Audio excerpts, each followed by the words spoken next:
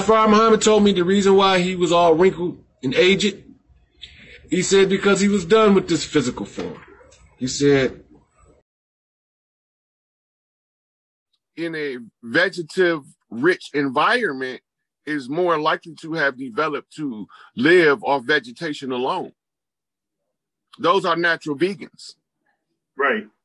But most people don't know how to listen to their body to help them figure out the proper diet for who they are. I agree. I definitely agree. Like, and then there's certain stuff like beef was never meant to be a food stock, but bison was. And why is that? Saturated versus unsaturated fat. Right. The beef is saturated fat, which clogs the brain, and the brain, the oils of the saturated fat turn into the appearance of lard in the brain, and the body try to fight it off, and it creates a buildup of what they call plaque in the brain, which produces Alzheimer's and dementia. It's funny you should say that, because I had about a good 45, maybe an hour long conversation with Brother Love today. This is going back to the language. I was doing some research on the alchemy of language, and I found that there's a certain part of the brain that when we learn certain tones in the language of Nuwabic, that it actually stops things like Alzheimer's disease when you speak it. But it says that you have to speak the language fluently, constantly. Like know the language fluently, but speak it constantly. But by the time you reach old age, I have to look up the word because I forgot the word. I'm gonna actually do a PowerPoint on it for brothers and sisters. But it also said it increased memory and stuff like that. But going back to the Alzheimer's, that blew my mind, because I was like, wow, just simply learning the language itself affects the brain in such a way that it counteracts such thing like Alzheimer's. Yeah, you familiar with the Journey Home group? It's a spin-off from Nuwapians. No, Journey Home. No, I don't remember that. Okay, it's I forget the brother name, but he was a direct student under Baba for many years. He's from Nigeria originally, and he got one of the scrolls he got or text that he put out was about teaching the mind how to facilitate information. I got a couple books from him, and I lost contact with him, but I got a couple books from him, and they was pretty, like, you couldn't tell Pops didn't write it. He must be nice then. Oh yeah, he nice with it, but he's one of the they used to be called the Upper Triad. It was three brothers. Oh yeah, the Tamaray. Mm-hmm. Yeah, he was one of them. Right. But anyway, in there, he's talking about what you're talking about the brain and the frequencies and the tones affecting the brain. And he did a hell of a job. And I had called him when I came home. You know, I was reaching out to everybody back in 2008, and everybody shut the door in my face. For real? Yeah, they told me I ain't had no alphabet, so I don't know what I'm talking about. Wow. I went to everybody. I went to I reached out to Fuqua Bay from the Moore Science Temple in Detroit. I reached out to some Nuwabian brothers that was supposed to be top ranked. The one who gave me a warm reception is in Detroit, Brother Rashid, who was running the community down there on Grand River. When I first got locked up, I used to talk to him on the phone. I finally got a chance to meet him, and me and him had a couple nice conversations, and he gave me some stuff I had to have, and the items are in some of the old videos I did. Right. But he was the one who, from the Nuwabian perspective, was like, let's see what you got.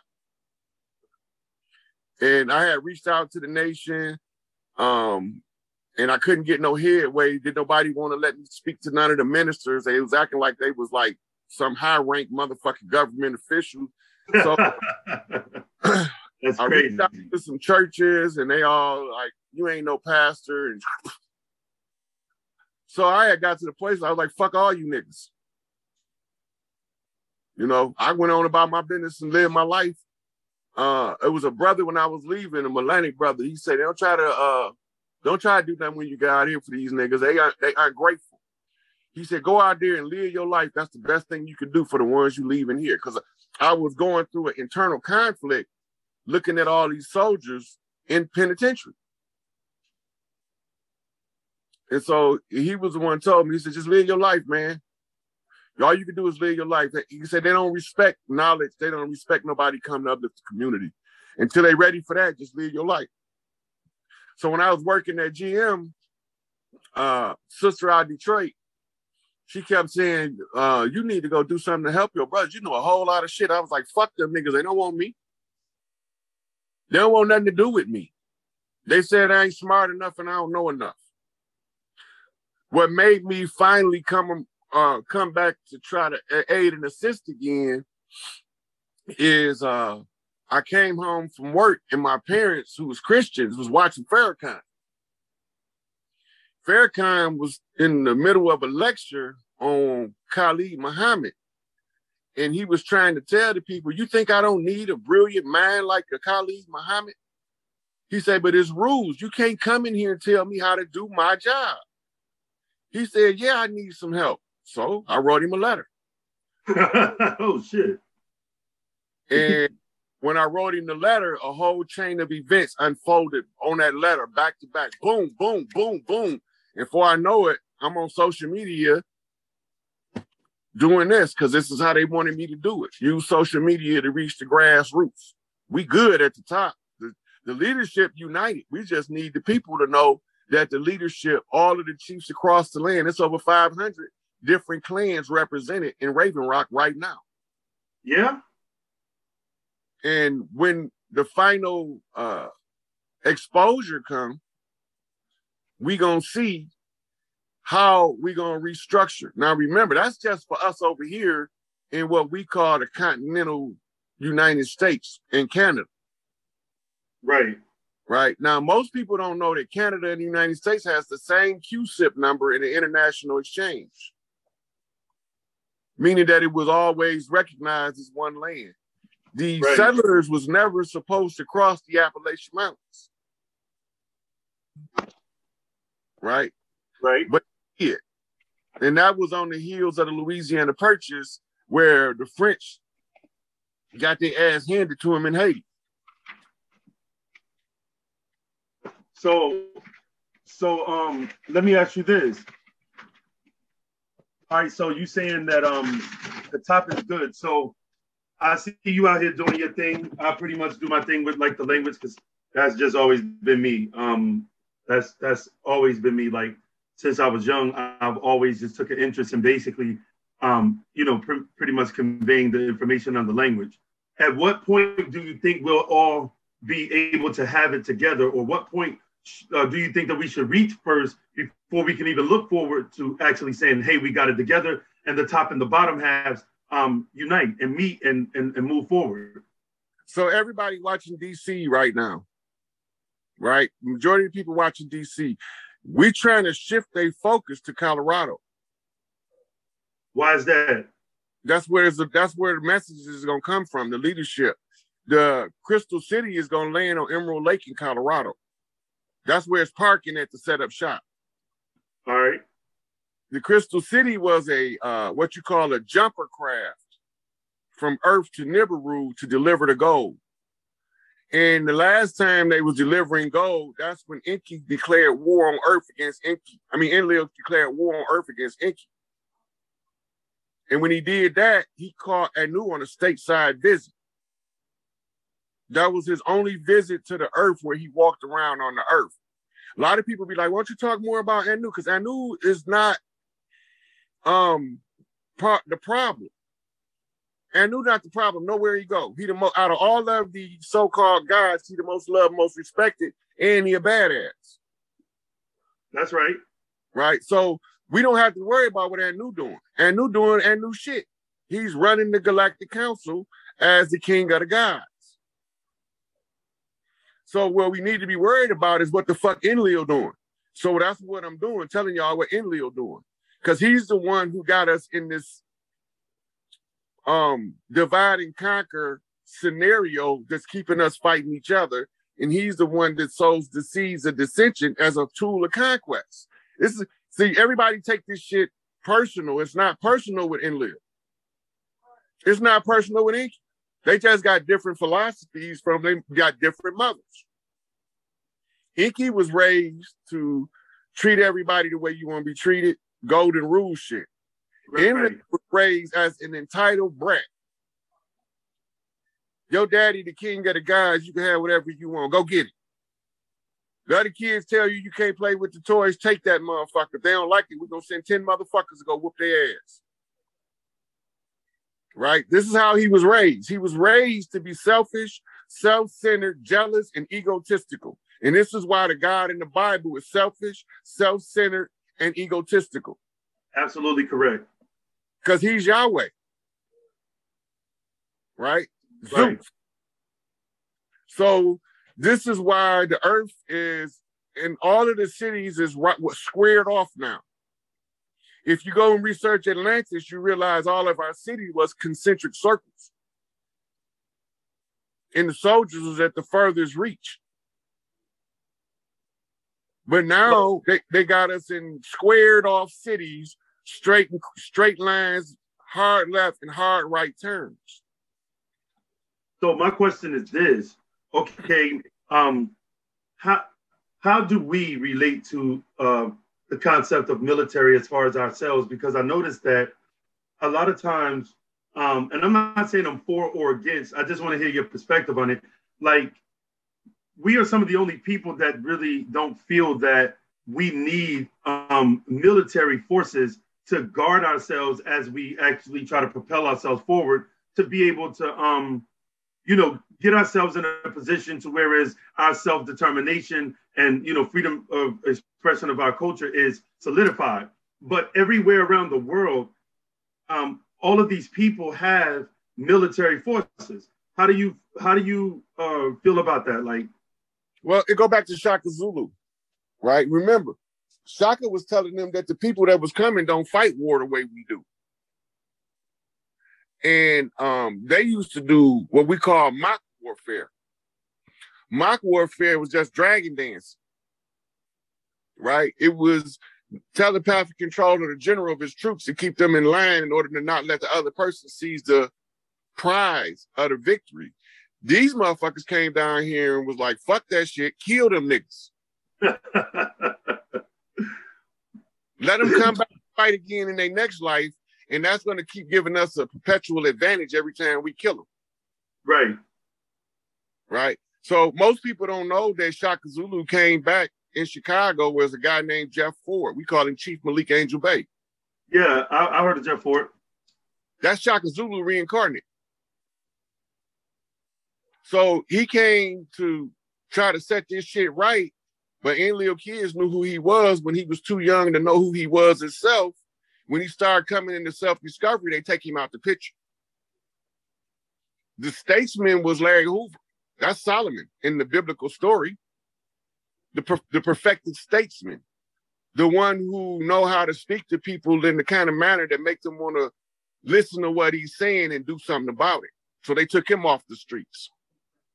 Yeah, right? I did studying on Larry Hoover. Larry Hoover was a bad man. Mm-hmm. He definitely, he was a brilliant individual. I didn't even realize that they had that man locked up for that long. As far as like, he got locked up at young. He was in his 20s. I think when he first got arrested, he was like 21. Yeah, 21. That's absolutely correct. And from there, they don't want him on the street. They knew who he was from his birth date. And what they do is they use your birth date to see who you are. They already know the day you're going to be born and where you're going to be born at. All they got to do is cross-reference where they find you at with where you was born at, and then they'll use that to calculate the stars as to who you are. So pretty much going back to Shaka Zulu pretty much taught his people how to actually fight war from a different perspective with no modern weapons. As you know, the Boers had guns, they had, spears. And I want to say that Shaka Zulu created the Asaga spearhead or whatever to, have his people more proficient in warfare. And I'm asking all this is because how do we guard ourselves if we, from the people with these militaries that come against us, if we don't think in those terms, or we don't, let's just say, for example, I'm hearing that we don't really need that as a people. There are things that we can do outside of that, which I don't know how you can dodge a bullet, but maybe we can get, raise our vibration to that level. But how do we relate to that, like, and guard ourselves and protect ourselves from, military type people if we don't have a military? Look, we got a military. They just haven't been mobilized. Gotcha. Right? Look, the FOI is a military. Damn right they are. And break your ass up too. Quickly. Yeah, break your ass up. Quickly. All they got to do is go look at that nigga that shot Khalid Muhammad. He had a gun. They didn't. See how quick they disarmed that nigga. Yeah, they bad. He was broke the fuck up. He wasn't just, they broke his ass down literally. You absolutely correct too, bro. I was just thinking about some incidents back in the day in New York. Man, listen, yeah, they would beat your ass, bro. You think they out cold? What about them swords of Islam that used to be with the Ansarullah? Them niggas. Yeah, I grew up around them. I grew up with them. Like, I grew up in the Ansarullah community in Bushwick. So you know, if you came in there with some bullshit, they would have broke your ass up so quick. Man, listen, they were some bad motherfuckers to lock down a whole 10 streets almost. Hey. Yeah, they was bad. So I see what you're saying. So the awareness of the people, do you feel that, we as a whole, the various different student teachers of the master teacher that's out here doing the various different parts, do you think that the awareness is raising in the people? And if so, at what rate do you think, that's happening? I think we passed critical mass. Now it's just trigger events is what we're looking for. Because the trigger event is what's going to reveal the next layer. Okay. So that's why I say, watch what happened Monday when the Queen had her funeral. And watch what happened after the Pope get done sucking the money out of the economies of the world. Those are trigger events, right? It's got to be a side effect to all of this shit. And I got the chat pulled up. Don't forget to hit that like button and subscribe to the channel. We definitely gonna have more to Brother Rod Hayes. I want to see if anybody got any questions for you, because our time is almost up here. Mm-hmm. And to show the Brother Rod Hayes some love, I dropped this Cash App inside of the chat. So anybody got any questions before the brother get ready to go? I'm just looking at the chat, but yeah, I'm thinking like, man, it's a lot, man. I honestly think that we progressed a whole lot more than we were. I'm saying as far as like the brothers from our the brothers disseminating information from our community. That's my perspective, that we've actually reached a lot of people. We reached a lot of people. Now, I'm not saying everybody's adhering to it, but I'm just saying that I think that the awareness is up.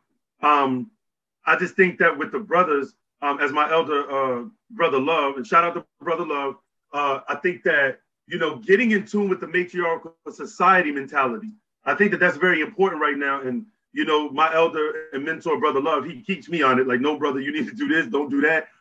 This is the presentation. We're not promoting this. And I think that that's a very good thing, man. That we kind of sort of get the brothers to understand that it is the new cycle, the sun cycle, the cycle of air, and that the matriarchal society is exactly where we need to be.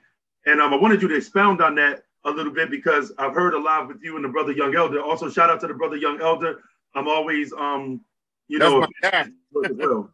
Huh? That's my guy right there. I can't wait to get to see him in person. Yeah, he gave me my first live, man. Like I was listening to him. My mentor, Brother Love, pretty much got me in contact with him, as well as you. And that's who actually put me on my first live. Brother Love, the one told me that you was the one to teach the new Wabi class. As soon as he said it, I was like, well, Pop's gonna be using the shit out that brother, so he better get ready. So Empress 205 says, is December 13th the end of banknotes? Banknotes might come sooner on the heels of the papal recension of all of the wealth of the church. Most people don't know that all of the money is being funneled back to the Catholic Church anyway. So when he called in all of the asset, he's cashing out. And that's a couple things that we need to be aware of. The national debt is going to become a debit. Who they owe that money to? Good question. Who do they owe the money to? Us, the organic people from the land. And as soon as we take power, it immediately flipped from a negative balance to a positive balance. Right. Because that's why the Pope has to call his money home, because he got to pay that with interest. Interest is not attached to that debt. So they got us chasing